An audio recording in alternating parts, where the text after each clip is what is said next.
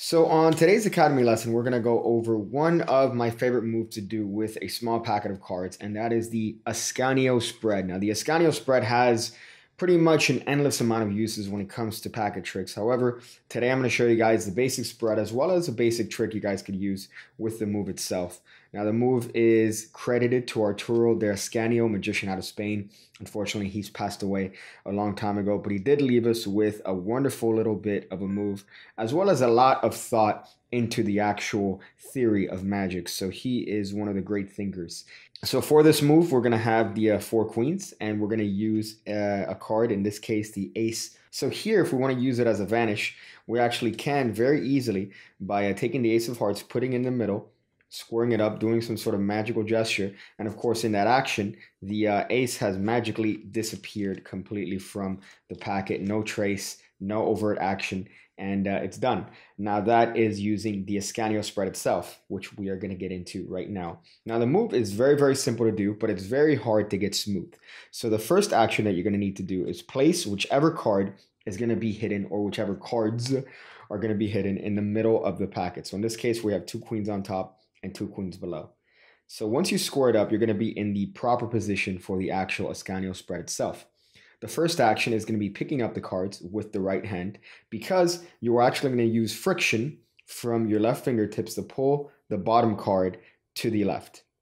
So that's the first action of the display here. The next action is going to be using the thumb. So you're going to use the same thumb of the left hand to pull this top card and separate it from the rest of the cards that are currently being held by the ring finger or middle finger of the right hand. So you notice right now my ring finger is just holding the cards in the front and my thumb's holding it at the back, just so I could have more of an open display. So far all you've done is you've transferred this packet to the right hand. You've used your left thumb to friction to grab the bottom card and pull it to the left. Next, you're using your thumb to pull the top card right there. And you're going to pull it towards the left as well, but make sure that it doesn't cover or obscure that card. You're going to push it forward and make sure that all the cards are being displayed. Next is going to be with the middle finger and ring finger of the left hand.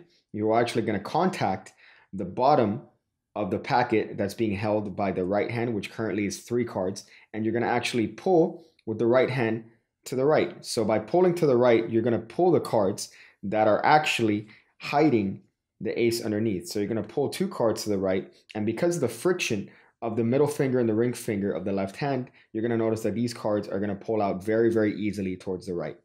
So all in all, you've pulled with your left hand, you've pushed and pulled with the thumb. Next, you are going to use friction and pull with the right hand, which is going to separate and show the 4 queens. And now you're going to be in a position where you are holding a double with your right hand. So this is actually a double, and you're displaying 4 queens without any sign of the ace.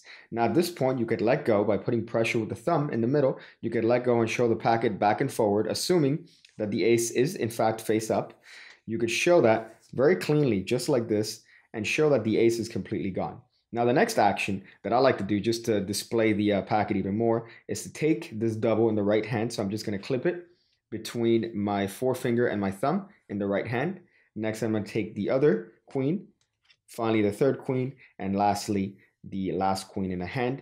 So now everything is being shown in the hand, and the ace has been displayed to be completely gone. Now, of course, this is the handling if you want to vanish a card, which is going to have a couple uses in the actual magic trick lore. However, that is one of just many uses for the Ascanio Spread. Now, if you want to vanish the card face down, you're more than welcome to do the same thing. However, you're going to have to be a little bit more stringent when it comes to the display. So you could do the exact same action, showing the card to be gone. However, you're not going to be able to show the cards back and forward because you have the ace being hidden over here. Now, if you want to spread the aces just like I did now and show this little bit of a squiggly move, this singularity, all you're doing is pushing off one card, pushing off another card, pushing off the last card, and just moving your fingers back and forth. So here, I'm just sliding these 2 cards back and forward.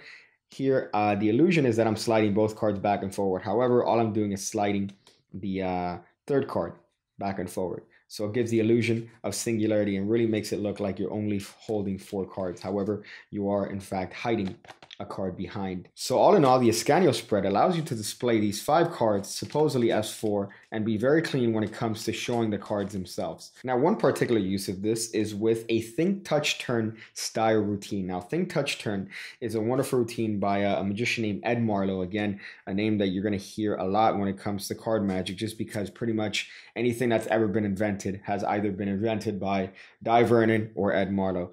So this is a variation of a trick by him, which is very, very simple to do. All you're going to do is have 4 queens and have any card picked. In this case, we're going to have the 4 of spades.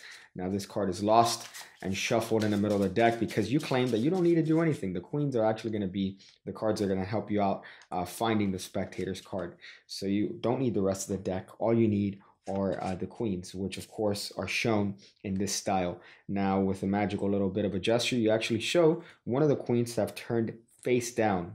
So one of the queens is actually turned face down, and of course, lo and behold, that queen is actually turned into the spectator's card. In this case, it's the 4 of spades. All you need to do is have a card control to the top. So you're going to use the queens, you're going to display the queens and have any card control to the top. In this case, we'll just use the 4 of spades. Now you're going to get a break underneath the 4 as you talk about the queens and say that the queens are actually going to help you find their card. So at this point, I'm just going to lift up all these 5 cards as 4. So the spectator thinks I'm holding 4 cards. Really, I'm holding 5, but they don't know because they are special. So now at this point, I just need to do a simple displacement. I need to take these 2 top cards and place them on the bottom. So now their card is face down in the middle, but they don't know that. This is where I get into my Ascanio spread. So I'm going to be able to spread these cards in the Ascanio fashion, keeping in mind that I'm holding a double with the right hand. So now I'm going to take that double and actually put it on the front of the pile here as I score it up, and I can do whatever magical move you want to show that now there is a face down card in the middle. So I'm just going to do another Ascanio spread to show that there is a queen that has turned face down. Now I'm going to take this queen and place it on top of the pile, which is actually going to clean up because of that double, and the queens are face up. If I place that card back on top, I can now very cleanly thumb this off and show that it has in fact changed into the 4 of spades. So that's a nice little bit of a trick there. One of the queens has changed into the 4 of spades and has in fact done the trick for you. So that's a nice little bit. And at the end, you could even do that little display to show the fact that you're only holding supposedly 4 cards. So this is a nice lead in into another trick that may use the 4 queens and a 4. There are many, many tricks. As a matter of fact, I'm going to go over one in the other portion, so in the piggybacker portion of this channel, so look out for that. But there are many things you could do at this point. Case in point, the Ascanio spread is a very, very versatile move. If you want to take it to the limits, you're more than welcome to actually hide a 4 of a kind between the queens. But this is more of, I would consider to be a sort of internet trick. This isn't something I would necessarily perform, but it is entirely possible. If you have the rest of the cards, let's say we have the 4s, right? We're going to take the 4 and we're actually going to hide the 4s between the queens. We could actually do an Ascanio spread to show 4 cards. However, we are in fact hiding 4 cards behind it. So this works better with a crush stock. I'm using Cardamundi stock, so it seems like I'm holding an entire deck, but trust me, this works well with a crush stock. So now all that's going to happen is that I'm going to start displacing the cards. So I'm going to do an Ascanio spread showing the 4 queens. Next, I'm going to take 1 card from the top and put it on the bottom. So that now I could do another Ascanio spread and show that 1 card is turned face down. So I'm just going to repeat this action, and you're going to notice that every time I bring 1 card from the top to the bottom, 1 card is going to seem to turn over. So now at this point, you're doing the 3rd Ascanio spread and actually showing that there are 3 cards one more time. And now all the cards have supposedly turned face down. So you could show all the cards that have turned completely face down. And when turning over the packet, you could actually show a change to have taken place by doing another Ascanio spread and showing the fact that the queens have turned into 4s. So it's a nice little bit of an effect. Again, something that I would be very limited to in performing in actual real life because of the thickness of the packet. But if you're using a crush stock, it still works very well. So one more time, you're just doing an Ascanio spread, displacing 1 card from the top to the bottom, and doing continuous Ascanio spreads to show the fact that the cards are in fact turning face down slowly. And then lastly, you could turn over the packet and show that they have in fact changed into a 4 of a kind.